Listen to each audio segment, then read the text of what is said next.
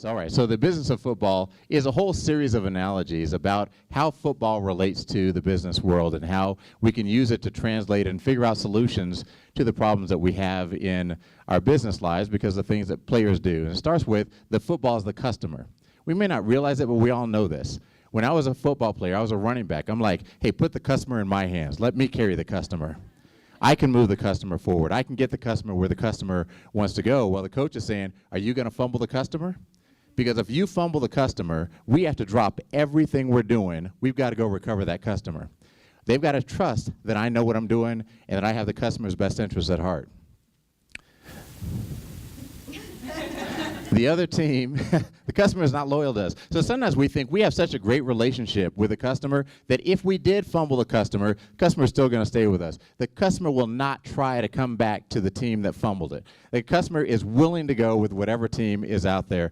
You know, the customer wants forward progress. That's the only reason that she's with us. If we can move her forward toward her personal goals, her professional goals, development, all the things that she's looking for, she'll stay with us. If we can't move her forward, she's going to be looking to move on someplace else.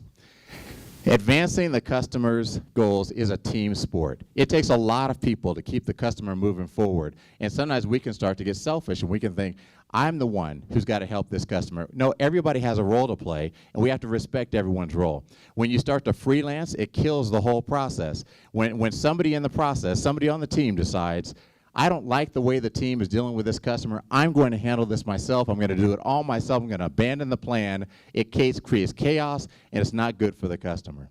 You know, sometimes we want to be in control of everything. We want to say, well, I'm going to throw the customer and I'm going to catch the customer. No, you got to let go. You've got to let go and trust that your teammate on the other side is going to do his or her job and be willing to trust your team. You have to recognize that it's not easy for your customer to escape. It's emotionally and logistically difficult to leave. So just because the customer is here doesn't mean you're doing a good job. It might just mean that she's not fed up yet. The customer, if you're not making forward progress, can demand to be punted to another team so that she has a chance to move forward with her career. And customers will do that. They don't have loyalty. It is about moving forward, and they want to be moving forward all the time. Customer wants to know that you're listening to them. Are you listening to their concerns? Are you understanding what their needs are? Are you fashioning solutions that are a perfect fit for them and what their goals are in their career? Or are you giving them the solution that's most easy for you to deliver to them? The customer can sometimes be slippery and difficult, but the customer is never the opponent.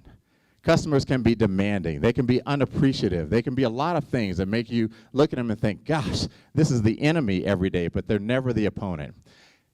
New England Patriots, you cannot underinflate. You cannot overinflate. You cannot otherwise manipulate the customer to make the customer easier for you to handle. At best, it's unethical. At worst, it's illegal, and it's always out of line with our company goals. The other team is always trying to steal the customer away from you. The other team is always trying to get you to fumble the customer, always trying to get you to throw an interception with a customer. They're waiting for that happy customer to become a sad customer so they can steal them away from you.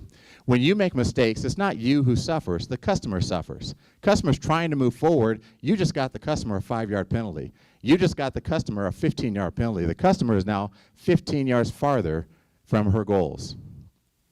Sometimes you have to go backward with a customer in order to go forward. Quarterback drops back before he launches that pass forward. That can be very disconcerting for the customer.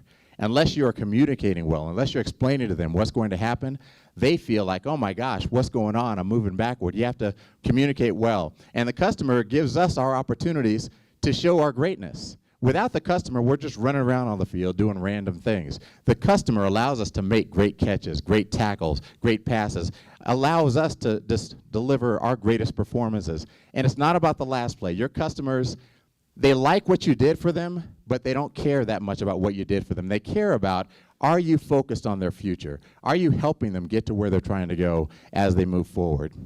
And touchdowns get scored at the end of long scoring drives. We sometimes think we're going to be the hero. We're going to score a 60-yard touchdown. Most touchdowns are 1-yard runs at the end of long scoring drives. You move the customer forward and got tackled over and over again, and then you finally got them across the line.